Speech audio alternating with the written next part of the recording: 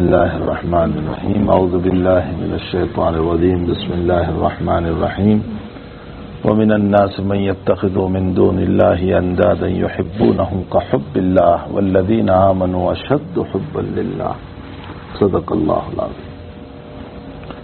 میرے بزرگوں اور بھائیوں، اللہ تعالیٰ اس آیت میں دو قوموں کے تذکرے فرماتے ہیں۔ ایک وہ قوم ہے جو اللہ کو نہیں مانتی، اور ایک وہ قوم جو اللہ کو مانتی۔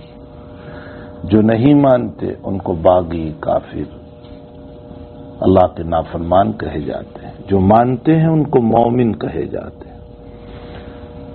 پہلے اللہ نے یہ بیان فرمایا کہ کچھ لوگ وہ ہیں جو اللہ کو چھوڑ کر غیر اللہ سے ایسی محبت کرتے ہیں، من یتخذ من دون اللہ اندادا یحبونہم کحب اللہ، جیسے اللہ سے محبت ہوتی ہے ویسے یہ پتھروں سے محبت، غیروں سے محبت، جنوں سے محبت، شیطانوں سے محبت، خواہشات سے محبت، سب اس میں آ گیا۔ اور مومن کا حال دوسری قوم والذین آمنوا اشد حبا للہ، مومنین اللہ سے بہت محبت کرتے ہیں۔ دیکھو، مجھے محبت کے باب میں دو تین باتیں کہنا ہے۔ والذین آمنوا اشد حبا للہ، محبت تو غیر اختیاری چیز ہے، محبت اختیاری چیز نہیں ہے۔ کوئی یہ نہیں کہہ سکتا ہے کہ بس میں آپ سے محبت کر لوں، یہ تو دل کی کیفیت ہے۔ محبت دل کی کیفیت ہے، یہ کیا ضروری ہے کہ آپ سے محبت ہو ہی جائے؟ یہ غیر اختیار، اپنے بس میں نہیں ہے۔ اور جو چیز اپنے بس میں نہیں ہوتی ہے اس پر پکڑ بھی نہیں ہوتی۔ حضور پاک صلی اللہ تعالی علیہ وسلم کو حضرت عائشہ سے ساری بیویوں میں سب سے زیادہ محبت تھی، دنیا جانتی ہے۔ دوسری عورتوں سے اتنی محبت نہیں، اور اس میں کوئی پکڑ بھی نہیں۔ بہت سی مرتبہ ایسا ہوتا ہے، ہماری 5 اولاد ہے، 5 اولاد میں ایک وہ اولاد ہے جو ہماری بڑی خدمت گزار ہے۔ طبیعی چیز ہے کہ ماں باپ کا دل اس کی طرف زیادہ مائل ہوتا ہے، یہ ایک فطری چیز ہے، غیر اختیاری ہے۔ اللہ کی طرف سے اس پر کوئی پکڑ نہیں ہوگی۔ تو محبت غیر اختیاری چیز ہے۔ اللہ سے محبت ہمارے اختیار میں تو ہے نہیں، لیکن ہاں اس اللہ سے محبت پیدا کرنے کے اسباب جو ہے نا وہ اختیار میں ہے، وہ ہمارے اختیار میں ہے۔ ہمارے بزرگوں نے، حضرت اقدس تھانوی علیہ الرحمہ نے مسائل سلوک و مسائل تصوف میں اس کے 5 اسباب لکھے ہیں۔ اللہ سے محبت کیسے پیدا ہو جائے؟ واہ بھائی، ان اسباب کی طرف توجہ کر لو۔ اگر ان اسباب کی طرف توجہ کرو گے تو انشاءاللہ تعالی اللہ سے محبت پیدا ہو جائے گی۔ اس میں پہلی چیز ہے اللہ کی نعمتوں کو یاد کرنا۔ پہلی بات ہے، قاری صاحب نے مجھے 100 روپے دیے، مجھے طبعی طور پر محبت ہو جاتی ہے۔ انہوں نے مجھ پر کوئی احسان کیا، مجھے محبت ہو جاتی ہے۔ اب میں اس کو یاد کرتا ہوں، بھائی انہوں نے فلاں وقت میں میری مدد کی، فلاں وقت میں میری مدد کی، تو طبعی طور پر مجھے محبت پیدا ہو جائے گی۔ جب دنیا کا انسان $100 دیتا ہے، اس پر مجھے جب محبت پیدا ہو جاتی ہے اس کے احسان کے نتیجے میں، تو ماں کے پیٹ سے قبر کے پیٹ تک اور قبر کے پیٹ سے جنت تک نعمتوں کے دینے والے کی نعمتوں کو یاد کریں گے تو کیا اس کی محبت پیدا نہیں ہوگی؟ یقیناً ہوگی۔ یہ تو میرے بس میں ہے، میں یہ کر سکتا ہوں کہ اللہ کی نعمتوں کو یاد کروں میں۔ کیسی کیسی نعمتیں اس نے مجھ پر کی، کیسی نعمتیں۔ انشاءاللہ اس پر کسی اور موقع پر میں ذکر کروں گا۔ میں اس وقت صرف اسباب گنوا دوں کہ کن بنیادوں پر اللہ سے محبت پیدا ہو سکتی ہے۔ لوگ کہتے ہیں نا اللہ کی محبت کیسے پیدا ہو، کیسے پیدا ہو اللہ کی محبت؟ احادیث کی روشنی میں ہمارے بزرگوں نے سب کچھ بتا دیا. پہلی بات اللہ کی نعمتوں کو خوب یاد کرو. دوسری بات اللہ کا ذکر خوب کرو. عید ذکر نعمان لنا ان ذکرہ هو المسک ما قررتہ یتزوع. امام شافعی رحمۃ اللہ علیہ امام ابو حنیفہ کے باب میں فرماتے امام ابو حنیفہ کو نہیں پایا. 150 میں ابو حنیفہ کا انتقال ہوا 150 میں ہجری اور امام شافعی پیدا ہوئے تو ابو حنیفہ کو پایا نہیں. بعض لوگوں نے غلط تعبیر کی کہ جب تک ابو حنیفہ تھے امام شافعی کی ہمت نہ ہوئی. احمق ہیں یہ لوگ جو اس طرح کی باتیں کر دیتے. غلط بات ہے. یوں کہیے اگر کہنا ہی ہے تو کہ حضرت تشریف لے گئے تو اللہ نے اپنا ایک بندہ اور پیدا کر دیا. خیر کی باتیں پھیلائیں, شرور کی طرف نہ جائیں. تو 150 میں ہجری میں حضرت ابو حنیفہ علیہ الرحمہ کا انتقال ہو رہا ہے. امام بخاری سے بھی بہت پہلے ہے, اس لیے کہ امام بخاری رحمۃ اللہ علیہ تو 196 میں پیدا ہو رہے ہیں, 196 میں پیدا ہوئے. اور ابو حنیفہ تو آپ سے قریباً 45 ایئرز کب دنیا سے تشریف لے گئے ہیں. تو ابو حنیفہ تو بہت پہلے ہے. بعضوں نے تو فرمایا ہے کہ آپ تابعی ہیں. صحیح بات یہ ہے رویتن تابعی ہے, روایتن نہیں. یہ علماء جانتے ہیں. کسی صحابی سے روایت نہیں ہے آپ کی, لیکن صحابی کو دیکھا ہے تو رویتن تابعی ہے, روایتن نہیں. بہرحال تابعی ہے. تو حضرت امام شافعی نے ابو حنیفہ علیہ الرحمہ کو نہیں پایا, لیکن امام شافعی رحمۃ اللہ علیہ امام ابو حنیفہ کی بڑی تعریف فرماتے تھے. یہ تو پچھلے لوگوں نے خواہ کے اختلاف سب پیدا کر دیا, شافعی مالک حنبلی. ایک جگہ امام شافعی رحمۃ اللہ علیہ فرماتے ہیں کل الناس اولاد فی الفقہ لابی حنیفہ. سارے لوگ فقہ میں ابو حنیفہ کی اولاد ہے. بڑی بات ہے. آج تو ہم کسی کے باب میں 2 کلمات اچھے بولنا پسند نہیں کرتے. اگر کسی نے تعریف بھی کر دی تو میں اگر مگر سے توڑ دوں گا. نہیں وہ ٹھیک ہے, اب ایسے ہی ہے کل سب. تو فرمایا کل الناس عیال فی الفقہ ابی حنیفہ, تمام عیال ہے ابو حنیفہ. تو یہ شعر امام شافعی کا ہے. امام شافعی رحمۃ اللہ علیہ فرماتے ہیں اعید ذکر نعمان لنا ان ذکرہ. نعمان کا ذکر کرو میرے سامنے. نعمان ابو حنیفہ کا نام تھا. ابو حنیفہ کا ذکر کرو میرے سامنے. ان ذکرہ هو المسک. آپ کا ذکر وہ خوشبو ہے کہ جتنا کرو گے یتزوع اتنی خوشبو بڑھتی ہے. تو بھائی ابو حنیفہ کے ذکر پر جب خوشبو بڑھتی ہے تو اللہ کے ذکر پر کیا ہمیں مزہ نہیں آئے گا؟ اس کی محبت پیدا نہیں ہوگی؟ اللہ کی محبت پیدا کرنے کا دوسرا راستہ اللہ کا ذکر. اللہ کی محبت پیدا کرنے کا تیسرا راستہ حق تعالی سے محبت مانگی جائے. اسی سے مانگو محبت, اسی سے کہو کہ اللہ تیری محبت نصیب فرما دے مجھے. اور یاد رکھو ساری دنیا کی بنیاد محبت پر ہے. سارے مسائل کا حل محبت ہے, دنیا ہو یا دین ہو, ہے نا. ایک اصول یاد رکھو, ساری دنیا کا اصل سرچشمہ چاہے وہ دنیا کے کام ہو یا دین کے کام ہو محبت ہے. محبت میں پہاڑ کھودنا آسان ہو جاتا ہے. محبت میں رات کی بیداریاں آسان ہو جاتی ہیں, اور محبت نہ ہو تو 1 گھنٹہ بھی جاگنا مشکل ہو جاتا ہے. ماں اپنے بیٹے کے لیے کتنی تکلیفیں اٹھاتی ہے جب تک پیٹ میں ہے. وامیٹنگ ہو رہی ہے, تکلیفیں ہو رہی ہے, درد ہو رہا ہے, کھانا نہیں کھایا جا رہا ہے, بار بار ڈاکٹر کے پاس دوڑنا پڑتا ہے. کوئی اس سے کہہ دے بہن بڑی تکلیف ہے اسقاط کرا دے اس کو، وہ کہے گی کیا کہہ رہے ہیں، بڑی تمناؤں کے بعد تو مسئلہ ہوا ہے اور تم اسقاط کی باتیں کر رہے ہو۔ اور جب پیدا ہوا تو تکلیف پہ تکلیف، ماں کو شوگر ہائی ہو جاتا ہے، بلڈ پریشر ہائی ہو جاتا ہے، 200 اوپر چلا جاتا ہے، پریشان ہے،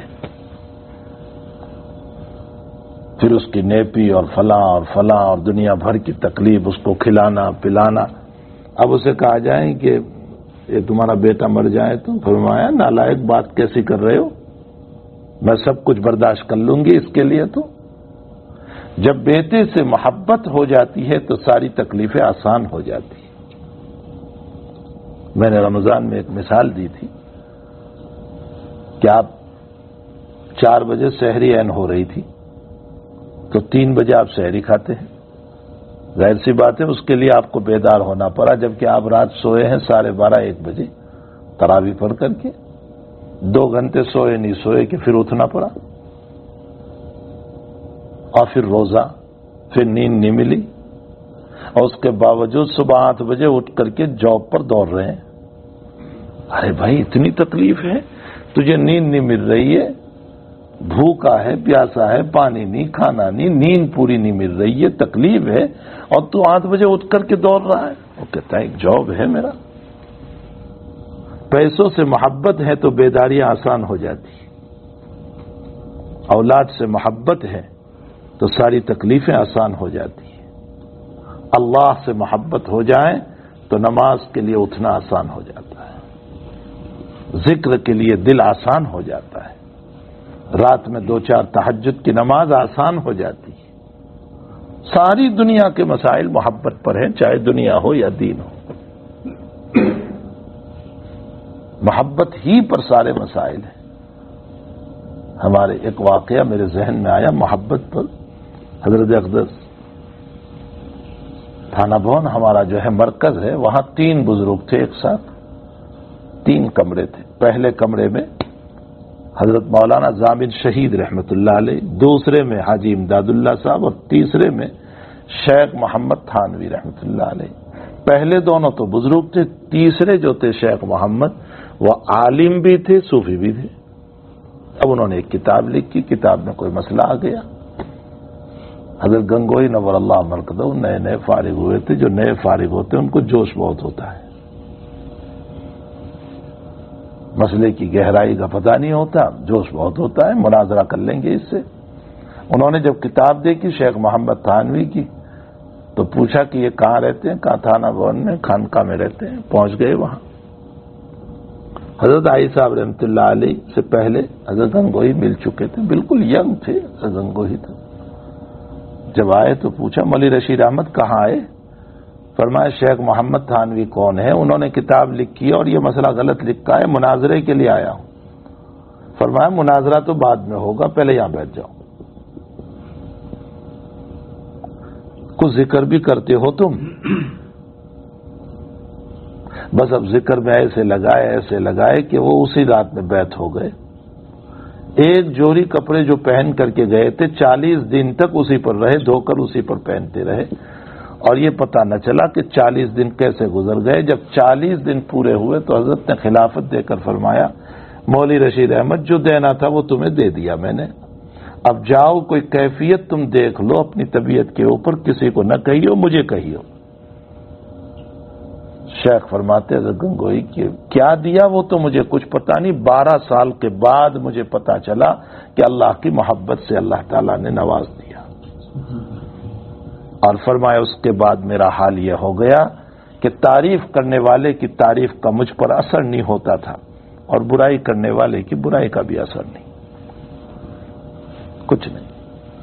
جو تعریف کرتا تھا تو میں دل میں کہتا تھا تعریف اللہ تیری ہے، اس لیے کہ تو نے مجھ کو پیدا کیا ہے، اور کوئی برائی کرتا تھا تو میں کہتا تھا یہ تو ایک جانتا ہے، مجھ میں تو لاکھوں ہے۔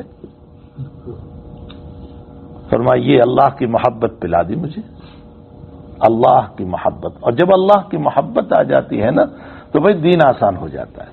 بس مجھے یہ سمجھانا ہے، جیسے دنیا کے کام آسان ہو جاتے ہیں، اللہ کی محبت کے نتیجے میں دین بھی آسان ہو جاتا ہے۔ پھر قرآن پڑھنا آسان ہو جاتا ہے، پھر نماز پڑھنا آسان ہو جاتا ہے، پھر ذکر کرنا آسان ہو جاتا ہے، پھر حلال کھانا آسان ہو جاتا ہے، پھر حرام سے بچنا آسان ہو جاتا ہے، پھر خیر کے کام کرنا آسان ہو جاتا ہے، پھر شر کے کام سے بچنا آسان ہو جاتا ہے، سارے کام آسان۔ تو اللہ کی محبت کے پیدا کرنے کے لیے جو اسباب ہے، اس میں ایک سبب یہ بھی ہے کہ اللہ سے اللہ کی محبت مانگو۔ اب آپ کہو گی یہ بھی ہے؟ جی، حضور پاک صلی اللہ علیہ وسلم نے ہمیں بتایا، اللہم انی اسألک حبک وحب من یحبک وحب عمل یقربنی الیک۔ اے اللہ، میں تجھ سے تیری محبت کا سوال کرتا ہوں اور ان بزرگوں کی محبت مانگتا ہوں جس سے تو محبت کرتا ہے، بزرگوں کی محبت، وحب من یحبک وحب عمل یقربنی الیک، اور اے اللہ اس عمل سے بھی محبت نصیب فرما دے جس عمل سے تیری محبت نصیب ہو جاتی۔ نماز سے محبت نصیب ہوتی ہے، تلاوت سے محبت نصیب ہوتی ہے، حلال کھانے سے نصیب ہوتی ہے، کسی کی خیر خواہی سے نصیب ہو جاتی ہے، اسے محبت اللہ تعالیٰ کی نصیب ہو جاتی، ان اعمال سے بھی محبت عطا فرما۔ ایک دعا نبی علیہ الصلوۃ والسلام نے فرمائی، اللہم انی اسألک حبک، اللہم آتنی حبک من کل شیء، اے اللہ تمام چیزوں سے بڑھ کر تیری محبت عطا فرما دے۔ ایک دعا حضور پاک صلی اللہ علیہ وسلم نے فرمایا، اللہم انی اسألک حبک من نفسی و مالی و اہلی و من ماء بارد، اے اللہ میری ذات سے بھی زیادہ تیری محبت دے دے، میرے گھر والوں سے زیادہ تیری محبت دے دے۔ سوال ہوتا ہے گھر والوں سے زیادہ؟ جی ہو سکتی ہے۔ اس کا پتہ کب چلتا ہے؟ جب اولاد نماز نہیں پڑھتی اور تمہیں غصہ آ رہا ہے، سمجھ لو اللہ کی محبت زیادہ ہے۔ بیوی نماز نہیں پڑھتی، تمہیں غصہ آ رہا ہے، سمجھ لو اللہ کی محبت زیادہ ہے۔ اور اگر بیوی کھلے سر گھوم رہی ہے اور کوئی پرواہ پردے کا نہیں اور تم بھی ماشاءاللہ خوش ہو رہے ہو، تو سمجھ لو بیوی کی محبت زیادہ ہے اللہ کی نہیں، کہ اس کی بے پردگی پر تم خوش ہو۔ تو من نفسی و اہلی و مالی، میری مال سے زیادہ محبت دے دو، و من ماء بارد، اور اللہ ٹھنڈے پانی سے بھی زیادہ مجھے۔ حضرت کو ٹھنڈا پانی بہت پسند تھا، نبی علیہ الصلوۃ والسلام کو ٹھنڈا پانی بہت پسند، لیکن یہ تبرید والا نہیں، جو برف والا ہے وہ نہیں، جو طبعی طور پر ٹھنڈا ہوگا۔ www.attableek.com The Reviver of Iman۔ مدینے میں کنواں تھا، بیر غرس، مدینے سے 2 میل کے فاصلے پر، حضرت وہاں سے پانی منگواتے تھے۔ آپ نے کہیں نہیں سنا ہوگا کہ حضرت نے کھانے کے لیے اتنا تکلف کیا ہو کہ کھانا کہیں سے منگوایا ہو، نہ، ایسا کبھی نہیں کیا۔ لیکن ٹھنڈے پانی کے باب میں حضرت کا مسئلہ یہ آیا ہے کہ آپ بیر غرس 2 میل کے فاصلے پر تھا، اس کنویں کا پانی ٹھنڈا بھی تھا میٹھا بھی تھا، حضرت وہاں سے پانی منگواتے تھے، اس کو پیتے تھے، حتیٰ کہ وصیت فرمائی تھی کہ میرے مرنے کے بعد غسل بھی اسی پانی سے دیا جائے، اور اسی کنویں کے پانی سے حضرت کو غسل دیا گیا تھا۔ تو ٹھنڈا پانی حضرت کو پسند تھا، اس لیے اس میں یہ ذکر کیا کہ من ماء بارد، اے اللہ مجھے ٹھنڈا پانی جتنا پسند ہے نا، اس سے زیادہ تیری محبت عطا فرما۔ تو ٹھنڈا پانی حضرت کو بہت پسند تھا۔ یہ قربانی جو گئی تو میں نے اپنے بعض احباب سے کہا کہ اس کو ایام تشریق 10ویں تاریخ کو تو یوم النحر، نحر کا معنی ذبح کرنا، اور 11، 12 اور 13 کو ایام تشریق۔ تشریق شروق سے ہے، شروق کا معنی ہوتا ہے شرق، دھوپ نکلنا، دھوپ جو نکلتی ہے نا اس کو شرق کہتے ہیں۔ اور عرب لوگ 10ویں تاریخ کو قربانی کر کے 11، 12 اور 13 کو جو ہے اس کے گوشت کے ٹکڑے بنا کر سکھاتے تھے دھوپ میں، تاکہ وہ دیر پا رہے، بہت دنوں تک چلے، اس لیے اس کو سکھا لیا کرتے تھے، اس لیے اس کو ایام تشریق کہا گیا، سمجھ میں آیا؟ اسی لیے تکبیر تشریق اس مناسبت سے۔ تو میں نے کچھ علماء آئے تھے، میں نے کہا اب ایام تبرید کہو اس کو، اب تشریق نہیں، اس لیے کہ اب تو فروزن بھرے جاتے ہیں، تبرید، برودت، ٹھنڈک، تو اب تشریق نہیں رہا، تبرید ہو گیا اب تو بہرحال میں یہ کہہ رہا تھا کہ اللہ کی محبت اللہ سے مانگنا چاہیے۔ حضور پاک صلی اللہ تعالی علیہ وسلم اللہ سے اللہ کی محبت مانگتے تھے۔ اللہم انی اسألک حبک من نفسی و مالی و اہلی و مالی و من ماء بارد۔ حضرت تھانوی رحمۃ اللہ علیہ ایک مرتبہ بیان فرما رہے تھے کہ اپنی جھولی اور اپنا پیالہ اسی رب کے سامنے پھیلا کر اس سے محبت مانگو۔ تو حضرت کے من چلے خلیفہ میں ایک بڑے شاعر خلیفہ تھے، خواجہ مجذوب الحسن رحمۃ اللہ علیہ، بڑے شاعر بھی تھے، اور آپ تعجب کرو گے، انگریز کے زمانے میں ڈپیوٹی کلیکٹر تھے، کوئی معمولی انسان نہیں تھا یہ۔ کانپور میں ڈپیوٹی کلیکٹر یعنی اس زمانے میں پورے ضلع کا مالک کہا جاتا تھا، اور اپنا شیخ جب اترا ہے کانپور اسٹیشن پر تو حضرت تھانوی کی بیگ اور تھیلا سر پہ اٹھا کر کے خواجہ مجذوب الحسن چل رہے ہیں۔